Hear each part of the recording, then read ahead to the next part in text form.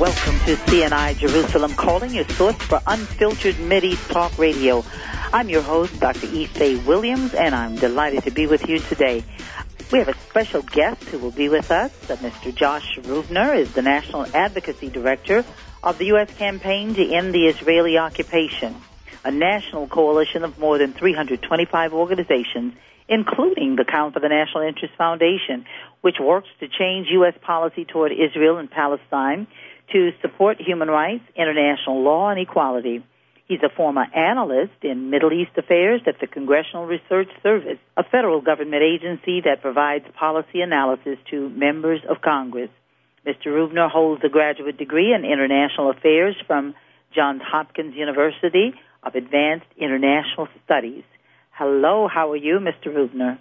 Very well, thanks for having me. Well, I'm delighted that you could be with us today.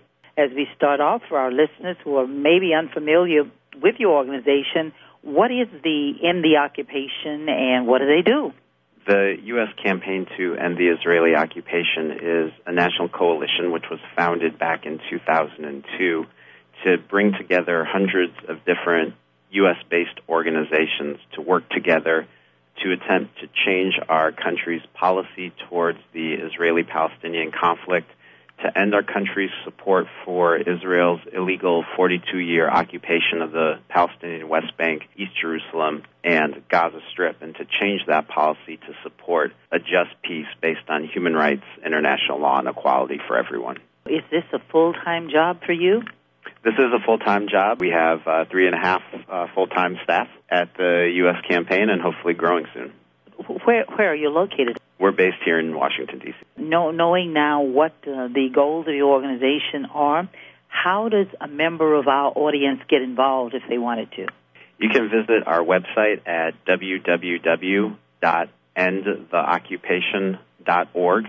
And we have several ongoing campaigns that people can get involved with. One is a campaign to challenge military aid to Israel, which we view as really a primary component and really important issue in terms of U.S. policy towards Israel-Palestine.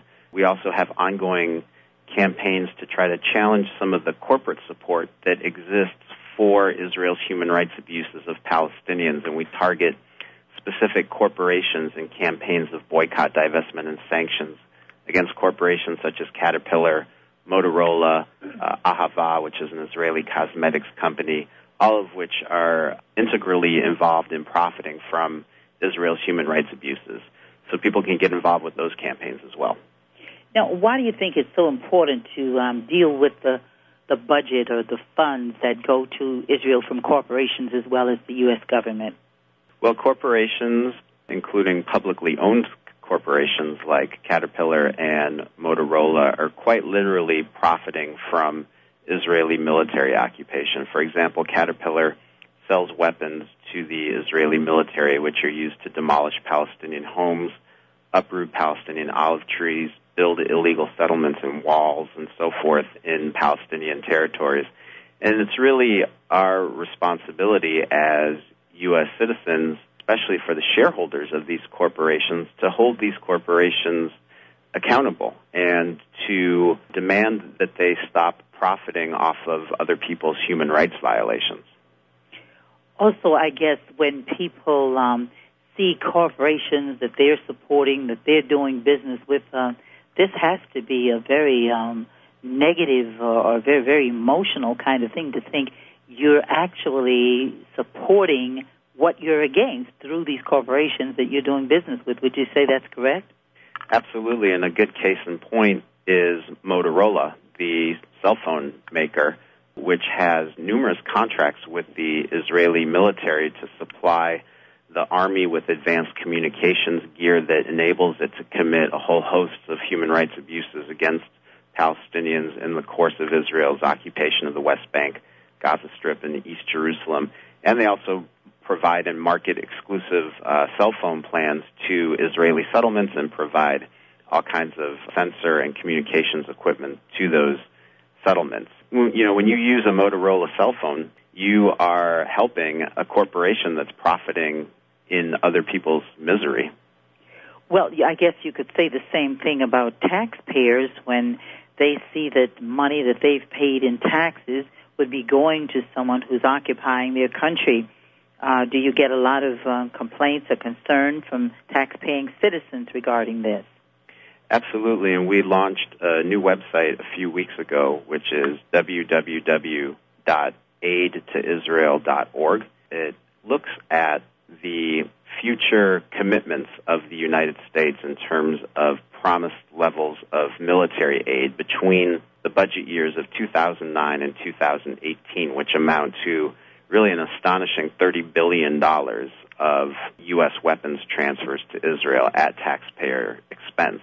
And what we do on this website is we not only examine the human cost that these weapons have and the impact that they have on innocent Palestinian civilians, more than 3,000 of whom were killed by Israel during the Bush administration with these weapons, but we also examine the budgetary trade-offs that are involved in providing military aid to Israel and what this money could provide instead to fund unmet domestic needs such as affordable housing, green jobs training, education programs, and primary health care for the uninsured. So not only does military aid to Israel come at a moral price in terms of the United States providing Israel with the weapons that it needs to commit these human rights violations against Palestinians, but it also comes at an economic cost to us as well. And we're really missing out on taking care of the needs of our own citizens in a very tangible way. In terms of aid to Israel, I doubt that many Americans object to aid to countries that are democratic countries that are doing the right thing. I know that many Palestinians are working for peace. There's some exceptions in every nation, including our own, who may not be doing the right thing. But do Palestinians get an equal amount of aid as we give to Israel? It's definitely not an equal amount. There is some U.S. economic aid that goes to the Palestinian Authority, but mostly goes through private organizations that do economic development work. But it's really quite a racket, in my opinion, because on the one hand, you have U.S. military contractors which are profiting from the weapons supplied to Israel, which are then used by Israel not only to kill and injure innocent Palestinian civilians, but to create billions and billions of dollars of destruction to Palestinian civilian infrastructure. And then on the other hand, you have U.S. taxpayers funding private organizations to go in and rebuild some of the exact same infrastructure for Palestinians that was destroyed by Israel. So taxpayers are really paying for both the kind of perpetual destruction and perpetual reconstruction of Palestinian civilian infrastructure. It's really quite wasteful and nonsensical, in addition to being completely destructive of human life and property. So it's really beneficial to the American people to want to help to be influential in ending the occupation. Is that what you're saying? Well, I think it's absolutely a cause of concern that everyone in this country should be aware of. The Israeli-Palestinian conflict is not one that's distant. It's not one that we are a neutral observer to. We're very much intimately tied into the perpetuation of the Israeli-Palestinian conflict precisely because the United States does provide these weapons to Israel. Now, President Obama was asked last month at a town hall meeting in Tampa, Florida, precisely this question: why are we providing U.S. weapons to Israel when they're being used to commit human rights abuses against Palestinians? And he gave a very generic answer about how the United States is working to promote peace. Well, I would say that it's a contradiction to supply weapons to a party to maintain and enforce an illegal military occupation, while at the same time trying to promote yourself as an honest broker and saying that you're working for Israeli-Palestinian peace. Under international law, when you supply weapons to a party to a conflict, you are de facto on their side, and obviously not doing anything to prevent the continuation of hostilities.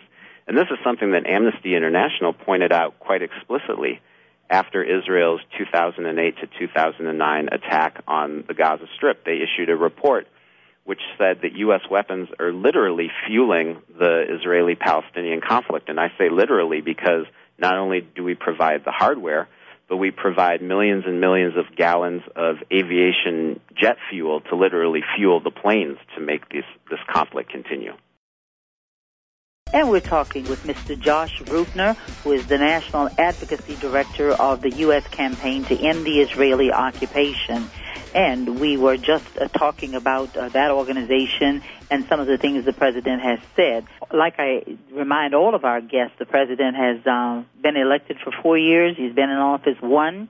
And while he hasn't done everything all of us want him to do, he has done many, many impressive things, the things over which he has control. Josh, I suppose you do recognize that the President has to live with a Congress that sometimes isn't cooperative in what he chooses to do.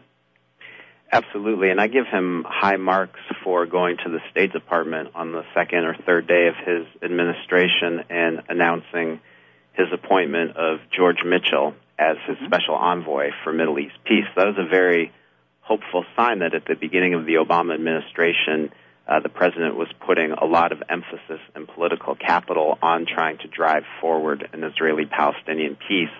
But since that time, unfortunately, the U.S. strategy has been plagued with a lot of missteps, and right now, with all the other big domestic issues going on, like health care, climate change legislation, and so forth, it's pretty clear that the administration has really put this issue on the back burner and is okay with it being on the back burner as long as hostilities between Israelis and Palestinians do not flare up to a great degree. We talked about aid to Israel and what part that plays in Israel's being able to continue the occupation. And I think you mentioned a little bit about it, but basically, how is the aid sent to Israel, and is the method used common to aid sent to other countries? It's both the same and different. It's the same in that Congress has to appropriate the military aid to Israel just like it has to appropriate any spending program. And it's done through the same budgetary channels that military or economic aid is done for any other country. In the case of military aid, it's through a program called Foreign Military Financing. That's the budget line item that provides that. But what's a little bit different about the case of military aid to Israel is that the United States and Israel negotiate 10-year memorandums of understanding, which kind of govern the outline of what the military aid package is going to look like over the course of a decade. This started after the Camp David peace accords were signed in 1978 and continued to define the economic and military aid levels between the two countries. The last time a memorandum of understanding was signed was in August of 2007, which governs the budget years 2009 to 2018, and which, as I mentioned earlier, include a promise of $30 billion in military aid to Israel, subject to Congress actually appropriating that money. Now, in terms of total aid to Israel, as compared with Palestine, what would you say the figure is to Israel? I know many people say we have no way of knowing because there's so many things that we send or that we forgive or what have you, but roughly what kind of dollars are we talking about in aid to Israel? The President just sent his 2011 budget request to Capitol Hill shortly after the State of the Union address, and that included a request for $3 billion in the 2011 budget. This is the single highest regular budgetary appropriation for military aid in history, and according to the terms of the Memorandum of Understanding, it's going to increase to $3.1 billion per year and then level out at that rate. Now let's compare that with what kind of aid we send to Palestine. It's definitely more. Aid to Palestinians for economic development varies more on a year-to-year basis. For example, after Israel's attack on Gaza Strip in December 2008 and January of 2009, an attack which killed more than 1,400 Palestinians in 3 weeks, there was an international donors conference for the so-called rebuilding of the Gaza Strip, and the U.S. pledged $900 million to that effort. The reality is that the Gaza Strip hasn't been rebuilt at all because Israel is maintaining an illegal blockade of the Gaza Strip and preventing any reconstruction materials from getting into the Gaza Strip. So there's U.S. money that was promised and committed for that, but as far as I know, no actual aid dollars have flowed into the Gaza Strip to actually help with the dire humanitarian situation that has resulted there because of Israel's illegal blockade. Now, your organization has a coalition of about 325 organizations. There are a lot of organizations in the United States. Do you actively recruit for other organizations to join your coalition? And if you do, what would that organization have to do? Absolutely. It's a pretty simple process. Any organization that is in agreement with our call to action, which can be found on our website at www.endtheoccupation.org, is more than welcome to join our coalition. And I think what's unique about our coalition is that it transcends some of the typical religious and ethnic divides that have hampered credible U.S. peace movement in the past from appearing on this issue.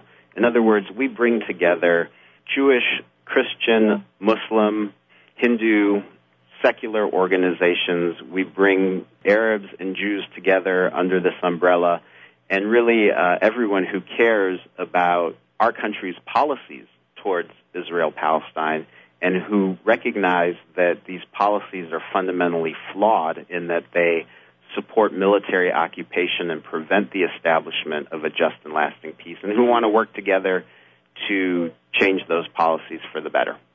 Now, I know there are not maybe a whole lot of people when they run for office, but there are some who, when they're running, and you talk about the Middle East, you talk about Israel and Palestine, we call for a balanced Middle East policy.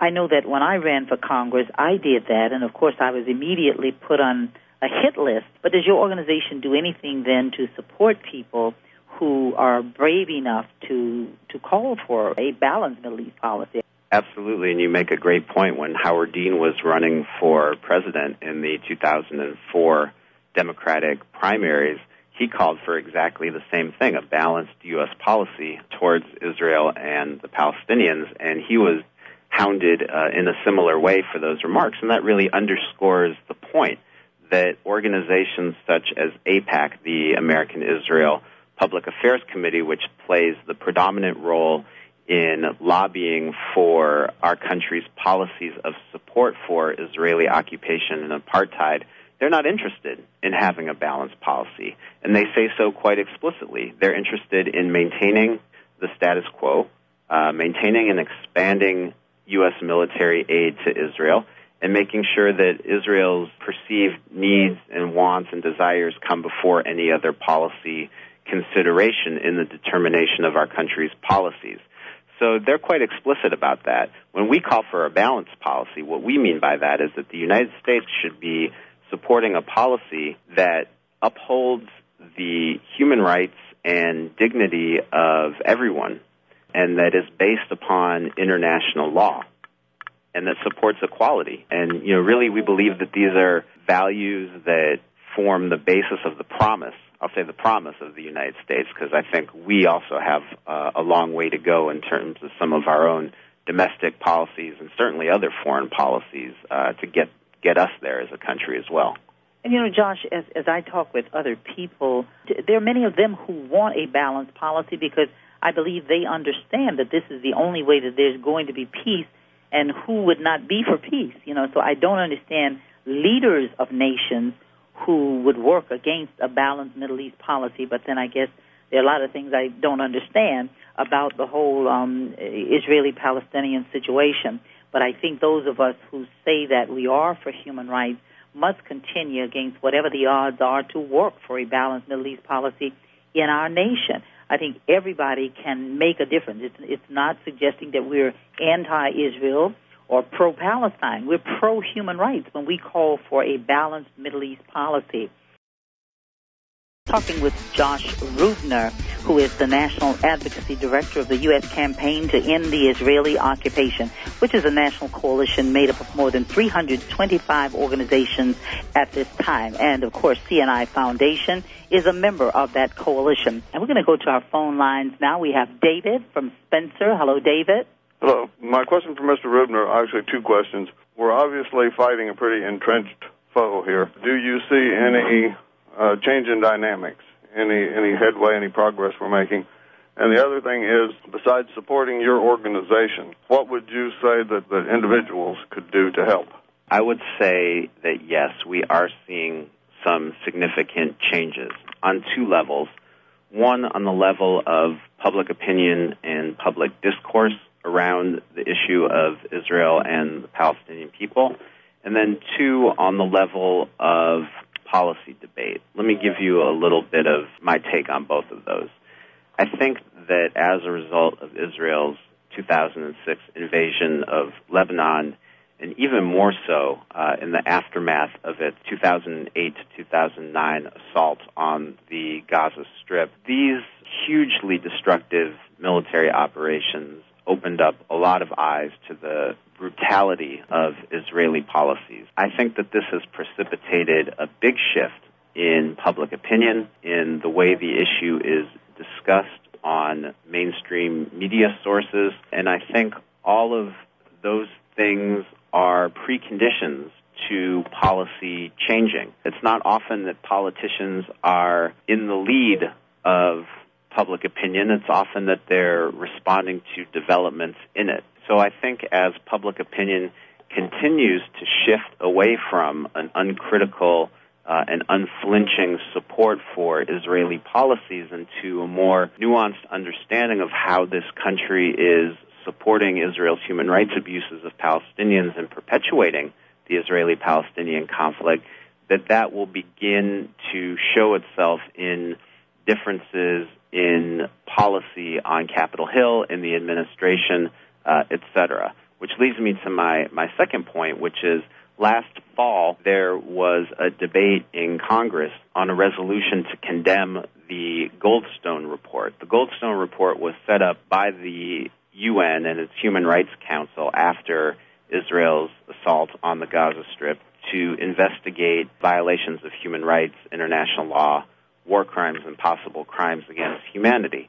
And it found evidence of all of those things taking place both before, during, and after Israel's assault on Gaza. The House brought forward a resolution to condemn this report and try to squash it from going any further within the UN infrastructure. But what happened instead, even though the resolution passed, and it passed pretty handily, there was actually a very interesting debate on the floor of Congress about the content of the resolution and about U.S. policy towards Israel and the Palestinians. And this really opened up a lot of political space because, we really hadn't seen an open and honest debate. And what was even more interesting from my perspective as an observer of Capitol Hill on this issue over the past decade was that the forces who spoke in favor of peace and justice and a balanced policy were much more articulate, much more organized than were the people who were kind of supporting the traditional line of Israel at any cost. So despite the seeming intransigence of resolving this issue, I do think there are some sea changes that are afoot.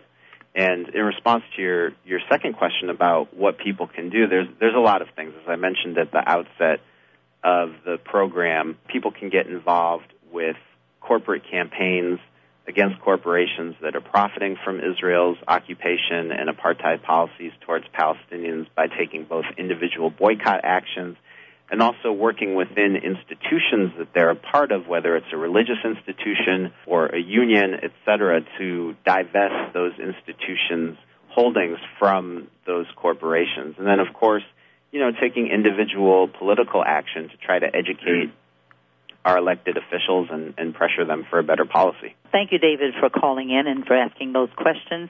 I want to go to our national security. Very often we hear people say that our undying, unquestioned support to Israel is against our national security. Would you comment on that, please? It's no secret that the military-industrial complex is a huge part of the national economy of the United States and accounts for a huge proportion of federal government expenditures. This results in a very, very militaristic policy across the world, really, that makes people all over the world fearful of United States intentions and also very concerned about the U.S. military's posture towards them. The way this plays out in terms of our policy towards Israel and the Palestinian people is that this militarism is promoted and transferred through military aid. In other words, the same corporations that are tremendously profiting from our occupations of Iraq and Afghanistan are similarly profiting from Israel's occupation of Palestinians. It really doesn't matter to them what the fight is. They're just in it to make money, and they make a tremendous amount of money at taxpayer expense and at the expense of our country not having enough money to take care of the needs of its own people in terms of health care, in terms of living wage for people, in terms of people having access to affordable housing. If I can just give you one example about how the domestic costs to the United States are hugely high in terms of military aid to Israel. Just in the District of Columbia, our estimates are that out of the $30 billion of military aid that the U.S. will be providing to Israel between now and 2018, residents of the District of Columbia will be providing more than $212 million in their taxes. Now, this is in a city with an unemployment rate of more than 10%, in a city that's also occupied. Exactly. I mean, in a city where people don't even have the right to vote for people to determine how their taxes are spent, but also, in a city where there are complete sectors that don't have any access to a public hospital, for example. We found that this same expenditure could be providing, just in the District of Columbia alone, affordable housing grants to more than 2,500 low-income families. It could be providing more than 3,500 job seekers each year with retraining for the green jobs economy. It could be providing nearly 7,000 children, at-risk children, with early reading education programs. And it could also be providing really an astounding 172,000 people who don't have health care insurance with access to primary health care. So these are the domestic costs that we pay by sending this military aid to Israel.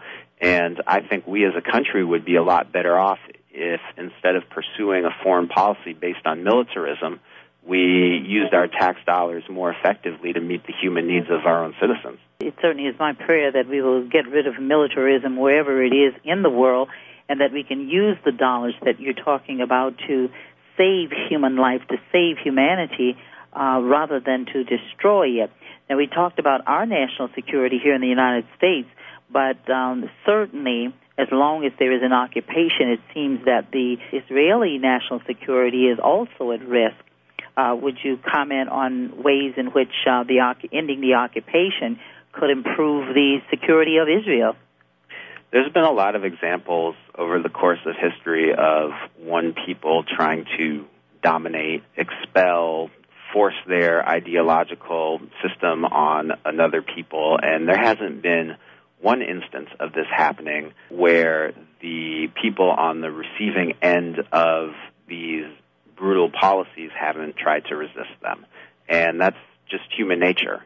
And we wouldn't be human if we didn't try to resist our own degradation and our own violation of human rights.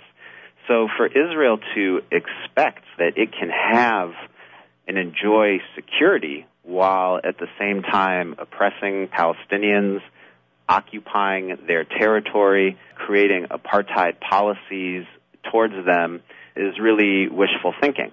The only way that Israel will ever achieve security is to end these policies and enable Palestinians to live with the freedom and dignity and independence and human rights that everyone on this globe deserves. And until that time, it would be foolish and wishful thinking for Israel to think that it could achieve that through military means alone. There's a parallel here, I think, with South Africa. And of course, we're going to ask you to hold on that point, John. Sure.